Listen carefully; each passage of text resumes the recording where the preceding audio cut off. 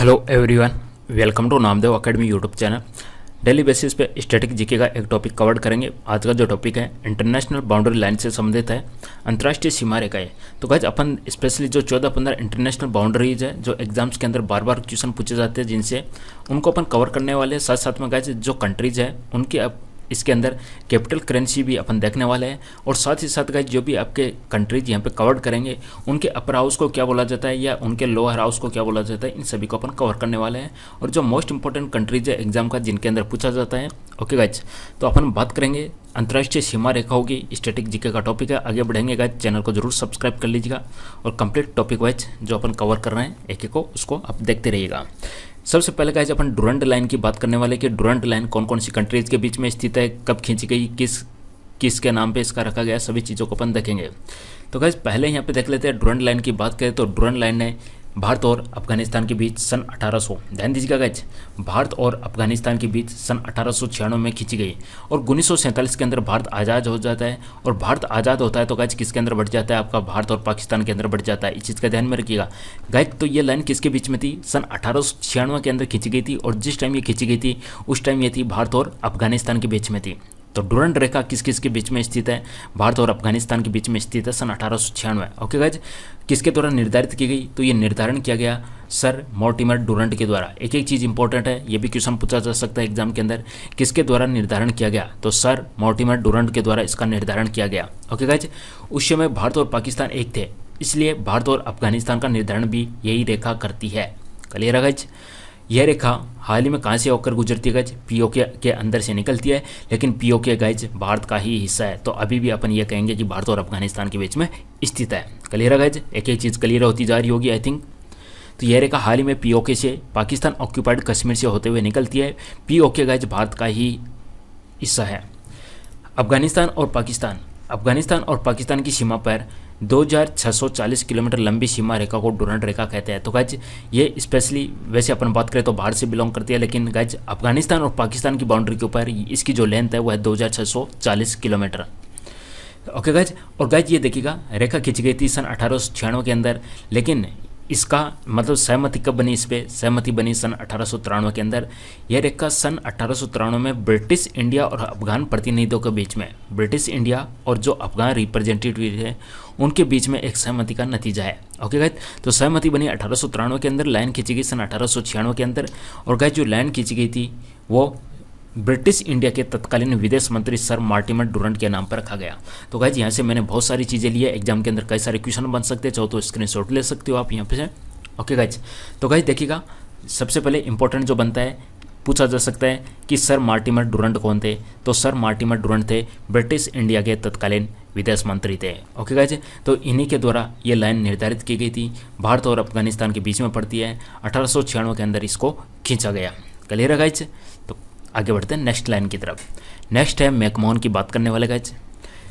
तो guys 890 kilometre इस रेखा को सन 1914 में सर मैकमोहन ने भारत चीन सीमा की विवाद को सुलझाने के लिए तैयार किया था। तो मैकमोहन लाइन किन किन के बीच में स्थित है, इंडिया एंड चाइना के बीच में स्थित है। गाइज यहाँ पे देखिएगा पीछे वाले क्वेश्चंस की अगर अपन बात करें, पीछे वाले क्वेश्चंस के अंदर गाइज एक बार अफगानिस्तान नाम है, तो अफगानिस्तान से रिलेटेड एग्जाम में क्या क्या क्वेश्चन बनते हैं वो अपन देख लेते हैं गाइज। सबसे पहले अफगानिस्तान की बात करें तो गाइज अफगानिस्तान की जो राजधानी है उसका नाम है काबुल, और अफगानिस्तान की जो मुद्रा गाइज मुद्रा का नाम है अफगानी रुपया। ओके गाइज, अब यहाँ पे एग्जाम में पूछा जा सकता है कि अफगानिस्तान काबुल अफगानी रुपया हो गया, और गाइज अशरफ गनी वहाँ पे प्रेसिडेंट है। अफगानिस्तान के अपर हाउस को क्या बोला जाता है, एग्जाम में क्वेश्चन आ सकता है। जिस तरीके से अपने अपर हाउस को राज्यसभा बोला जाता है, लोअर हाउस को लोकसभा बोला जाता है, उसी प्रकार से अफगानिस्तान के अपर हाउस को बोला जाता है हाउस ऑफ एल्डर्स। चाहो तो आप लिख सकते हो गाइज, एक एक चीज़ इंपॉर्टेंट है और एग्जाम में यहाँ से क्वेश्चन पूछे जाने की संभावना बनती है। अफगानिस्तान के लोअर हाउस को क्या बोला जाता है, तो गाइज यहाँ पे बोला जाता है house of peoples. I think याद हो जाएगा अच्छे से। ओके गाइज, अब साथ साथ में पाकिस्तान की बात आ गई, तो पाकिस्तान की बात करें तो पाकिस्तान की राजधानी इस्लामाबाद है, लेकिन पाकिस्तान की लार्जेस्ट सिटी कराची है। पाकिस्तान की राजधानी इस्लामाबाद है, लेकिन पाकिस्तान की लार्जेस्ट सिटी कराची है। इस चीज़ का भी ध्यान रखिएगा, एग्जाम में पूछा जा सकता है पाकिस्तान की लार्जेस्ट सिटी कौन सी है, तो आंसर बनेगा कराची। पाकिस्तान के अपर हाउस को क्या बोला जाता है, तो पाकिस्तान के अपर हाउस को सीनेट बोला जाता है, और पाकिस्तान के लोअर हाउस को बोला जाता है नेशनल असेंबली। पाकिस्तान के लोअर हाउस को बोला जाता है नेशनल असेंबली। ओके गाइज, अब गाइज ये जो मैकमोहन रेखा है, मैकमोहन रेखा भारत और चाइना के बीच में, तो चाइना के बारे में भी थोड़ी सी अपन बात कर लेते हैं यहाँ पे। चाइना के अपर हाउस को क्या बोला जाता है गाइज? चाइना के जो अगर अपन बात करें, चाइना के अंदर जो अपर हाउस लोअर हाउस है स्पेशली गाइज वहाँ पे एक ही प्रकार के है और उसको बोला जाता है नेशनल पीपल ऑफ कांग्रेस। जिस तरीके से अपने संसद है तो वहाँ पे चाइना के अंदर बोला जाता है कांग्रेस। ओके गाइज, चाइना के अंदर बोला जाता है कांग्रेस और उसका जो पूरा नाम है वो है guys national peoples congress. China की जो संसद है उसका नाम है कांग्रेस या नेशनल पीपल्स कांग्रेस, यहाँ पे ध्यान रखना। चाइना की बात करें तो गाइज चाइना की जो राजधानी है बीजिंग है, चाइना की राजधानी बीजिंग है, लेकिन चाइना की जो लार्जेस्ट सिटी है गाइज, चाइना की जो लार्जेस्ट सिटी है उसका नाम है संघाई। एक चीज़ इंपॉर्टेंट है, चाहो तो आप लिख सकते हो। ओके, कलेक्शन यहीं पे होता रहेगा आपका धीरे धीरे। चाइना की राजधानी बीजिंग है, चाइना की लार्जेस्ट सिटी संघाई है। चाइना की मुद्रा की बात करें तो रेनमिनबी। ओके गाइज, एक तो रेनमिनबी होगी चाइना की मुद्रा, दूसरी गाइज युआन है, चाइना की दूसरी मुद्रा युआन है। काफ़ी सारी चीज़ें क्लियर होती चल रही होगी। I think upon daily basis पे इस तरीके से कवर करेंगे, तो अपने जो इंपॉर्टेंट है एग्जाम में जो पूछे जा सकते हैं वो भी अपने धीरे धीरे कवर हो जाएंगे। ओके गाइज, चाहो तो स्क्रीनशॉट ले सकते हो यहाँ से भी आप लोग। आगे बढ़ते हैं। मैकमोहन रेखा हो गई भारत और चाइना के बीच में हो गई, सन 1914 के अंदर खींची गई और सर मैकमोहन के द्वारा इसका निर्धारण किया गया गाइज। आगे बढ़ते हैं नेक्स्ट। आगे गाइज रेड क्लिफ रेखा की बात कर लेते हैं। तो रेड क्लिफ रेखा का निर्धारण है भारत और पाकिस्तान के बीच में। रेड क्लिफ रेखा का निर्धारण होता है गाइज भारत और पाकिस्तान के बीच में होता है और ये इसकी जो लंबाई है गाइज वो है 3310 किलोमीटर लंबी है। ओके गाइज, 15 अगस्त 1947 को सर रेड क्लिफ ने इस सीमा का निर्धारण किया था, 15 अगस्त 1947 को। ओके गाइज, पाकिस्तान के बारे में दोबारा से बता देता हूँ। पाकिस्तान का जो अपर हाउस होता है, पाकिस्तान के अपर हाउस को सीनेट बोला जाता है। पाकिस्तान के लोअर हाउस को बोला जाता है नेशनल असेंबली। ओके, ऐसे क्वेश्चन एग्जाम में पूछ लिए जा सकते हैं गाइज। अब पाकिस्तान की मुद्रा भी रुपया है, पाकिस्तान रुपया। पाकिस्तान की लार्जेस्ट सिटी कराची है, पाकिस्तान की जो राजधानी इस्लामाबाद है। एट प्रेजेंट की बात कर ले तो 2020 के अंदर पाकिस्तान के जो प्रेसिडेंट है, प्रेसिडेंट का नाम है आरिफ अलवी।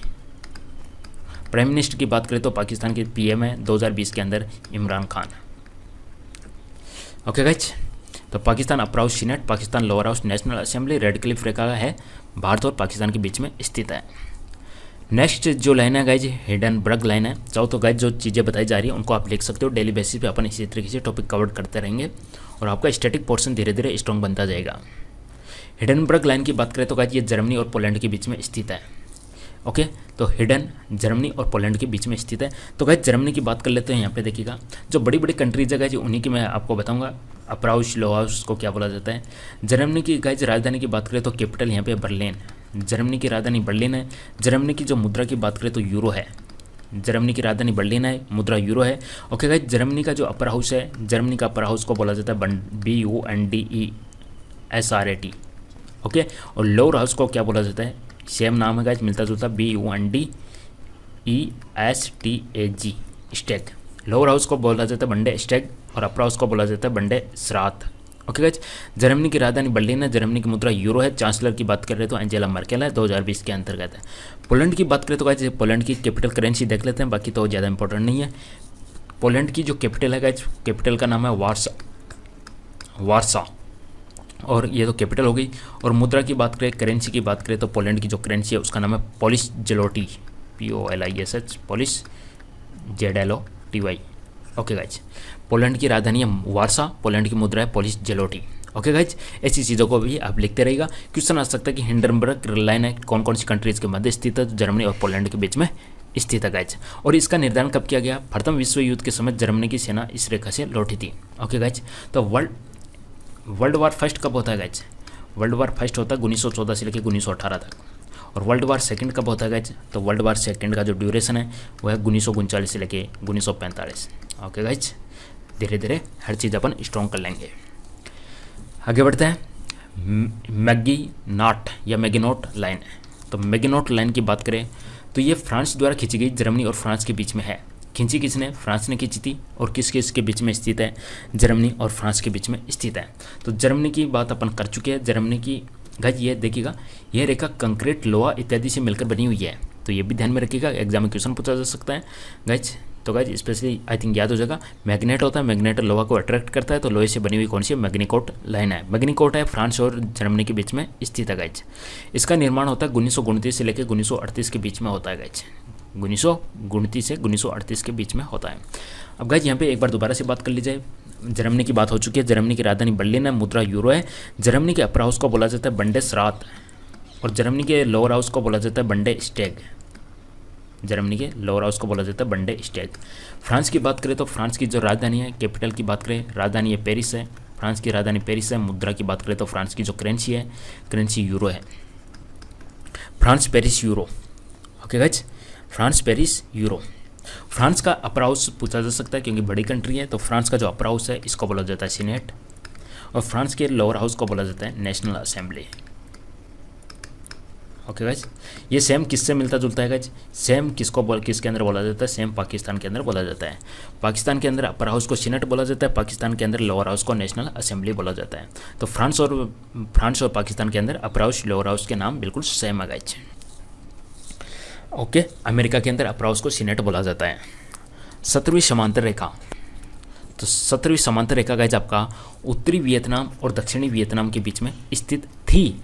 यानी पहले वियतनाम 2 थे, लेकिन बाद में वियतनाम आपका एकीकरण से पहले थी ये, लेकिन बाद में एकीकरण के बाद में ये रेखा, ये वियतनाम आपका संयुक्त हो चुका है।